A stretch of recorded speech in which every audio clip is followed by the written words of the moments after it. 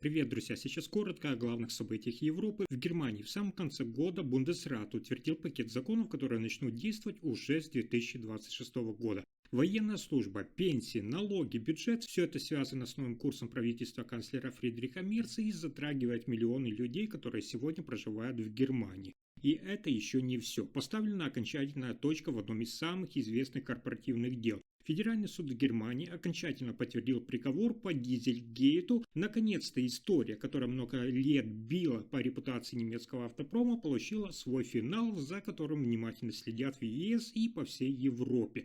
Еще один тревожный сигнал внутри Германии. Бундесбанк публично предупредил о проблемах социальной системы. Такие направления, как пенсии, пособия и бюджет, снова в центре споров, а жители Германии с нетерпением ждут решения от канцлера Фридриха Мерца. И одновременно сигнал из Брюсселя, где председатель Еврокомиссии Урсула фон дер Ляйен напомнила о жестких правилах ЕС, которые напрямую касаются финансовой политики Германии.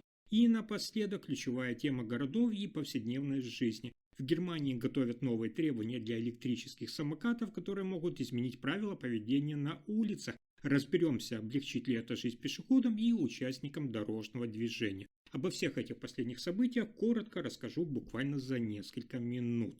Итак, в самой последней сессии уходящего года Бундесрат Германии, Верхняя палата парламента, одобрила целый ряд масштабных законов и изменений, которые начнут действовать, внимание, с 1 января 2026 года. Эти решения затронут почти всех, от молодых людей, которые скоро закончат школу, до пенсионеров и работающих граждан. Одно из самых обсуждаемых решений – это одобрение новой модели государственной службы в сфере обороны. Закон, поддержанный всеми землями, предусматривает обязательную медицинскую проверку и опрос всех 18-летних молодых людей, чтобы определить готовность к службе в армии. Мужчины обязаны заполнить анкету, женщины могут сделать это добровольно. Это часть усилий Германии по долгосрочному кадровому планированию в системе национальной безопасности до 2035 года. Бундесрат также одобрил государственный бюджет на 2026 год с общим объемом расходов, внимания, около 524 миллиардов евро. Основная часть средств пойдет на пенсии, инфраструктуру, образование и безопасность.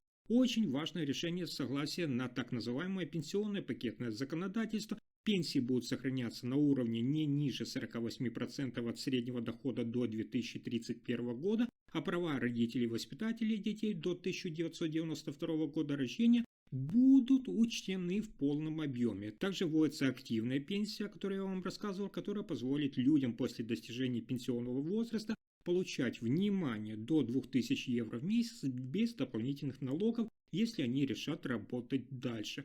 По налогам и финансам Бундесрат поддержал пакет налоговых льгот.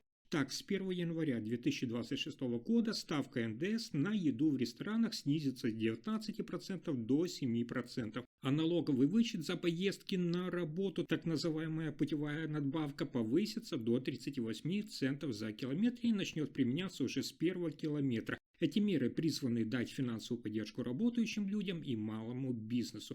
Кроме того, депутаты утвердили изменения в законах об автомобильном налоге, продлив освобождение для чисто электрических машин до 2035 года, а также ужесточили правила против так называемого зеленого пиара, чтобы компании не могли вводить в заблуждение потребителей громкими заявлениями о экологичности без доказательств. Новые законы Бундесрата отражают приоритеты федерального правительства канцлера Фридриха Мерца в нескольких направлениях. Это вопрос безопасности, поддержка пенсионеров и работающих, налоговые льготы и экологическая ответственность. Эти изменения затрагивают как бюджет и экономику страны, так и повседневную жизнь миллионов людей в Германии. И это еще не все. В крупнейшем юридическом эпилоге одного из самых громких корпоративных скандалов в Германии поставлена окончательная точка. Федеральный суд Германии подтвердил приговор бывшему руководителю компании Audi Руперту Штадлеру по делу, связанному с дизельным скандалом Дизельгейт. Напомню, дело началось почти 10 лет назад, когда выяснилось, что автомобили концерна Volkswagen и его дочерних компаний на протяжении многих лет продавались с программным обеспечением, которое показывало одни значения выбросов на тестах, но на дорогах машины выбрасывали намного больше вредных веществ. Эти действия повлекли миллиардные убытки и международное расследование. В 2023 году суд в Мюнхене признал Штадлера виновным в мошенничестве в более чем 17 тысяч случаях. Прежде всего за то, что он не остановил продажу автомобилей с фальшивыми показателями, хотя, как установили следователи, знал о проблеме. Тогда ему назначили тюремный срок условно 1 год и 9 месяцев и взыскали штраф в размере около 1,1 миллиона евро. Ранее Штадлер и его адвокаты пытались обжаловать решение, но Высший федеральный суд в Карлсруэ отклонил апелляцию, подтвердив правильность и обоснованность первоначального приговора. Теперь это решение считается юридически окончательным, то есть больше его отменять нельзя. Кроме Штадлера, суд также подтвердил окончательные приговоры в отношении 2 других фигурантов процесса. Это бывшего руководителя разработки двигателей и инженера, которые тоже получили условные сроки и крупные штрафы. Для Германии это важный момент, так как впервые Высший суд подтвердил приговор по одному из самых масштабных корпоративных мошенничеств, который стоил мировой автомобильной промышленности миллиардов и поставил под вопрос репутацию немецких брендов. Следующая новость связана с обсуждением курса канцлера Фридриха Мерца. В Германии снова тревожный сигнал, который напрямую касается миллионов людей. Центральный банк страны Бундесбанк предупредил, что социальная система Германии сталкивается с серьезными структурными вызовами. Расходы на пенсии, пособия и медицину растут быстрее, чем экономика и доходы бюджета. Финансовые возможности бюджета растут медленнее, чем объемы государственных обязательств. Главная проблема – это демография. Работников стало меньше, пенсионеров, наоборот, стало больше. Это означает, что нагрузка на бюджет будет только усиливаться. Уже сейчас государству приходится активнее использовать заимствования, а в перспективе экономисты предупреждают о росте управленческих рисков. На этом фоне все больше вопросов адресовано именно канцлеру Германии Фридриху Мерцу. Его правительство, вы помните, обещало навести порядок в финансах и запустить реформы. Но Бундесбанк указывает, что без системных решений пенсионную и социальную систему будет сложно вообще стабилизировать. Речь может идти о пересмотре возраста выхода на пенсию, корректировке отдельных выплат и изменении принципов социальной поддержки. Параллельно давление идет и со стороны Брюсселя. Председатель Еврокомиссии Урсула фон дер Ляйен настаивает на финансовой дисциплине и соблюдении бюджетных правил Евросоюза. Это означает, что просто печатать деньги и раздавать пособия больше не получится. Фактически Германия стоит сегодня перед выбором между своевременными реформами правительства канцлера Фридриха Мерца и более сложными социальными вызовами в будущем. И этот выбор придется делать уже в ближайшие годы. А дальше еще есть важная новость. В Германии вводят новые правила для электрических самокатов, которые вступят в силу с 2027 года и серьезно изменят поведение владельцев и городские улицы. Напомню, что с 2019 года такие самокаты уже разрешены на дорогах, но теперь правительство и федеральные парламенты решили усилить требования к безопасности и порядку их использования.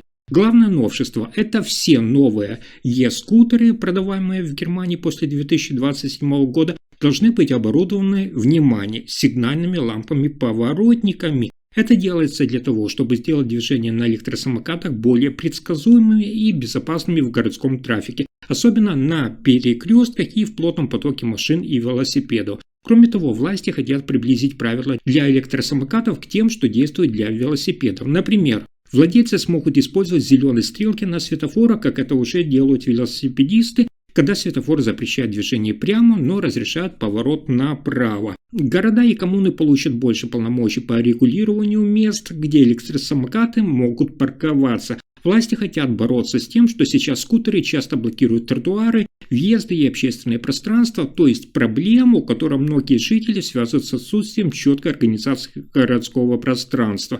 А вот производители должны будут адаптировать свои самокаты к новым стандартам. Эти изменения отражают желание государства сделать микромобильность, то есть персональный транспорт на короткие расстояния, более безопасной и упорядоченной, учитывая рост числа таких устройств в городах и увеличение числа спорных ситуаций, связанных с их использованием. На этом пока все. Вы слушали последние новости Германии. Если информация оказалась полезной, ставьте лайк, подписывайтесь на канал и делитесь видео. Спасибо за просмотр.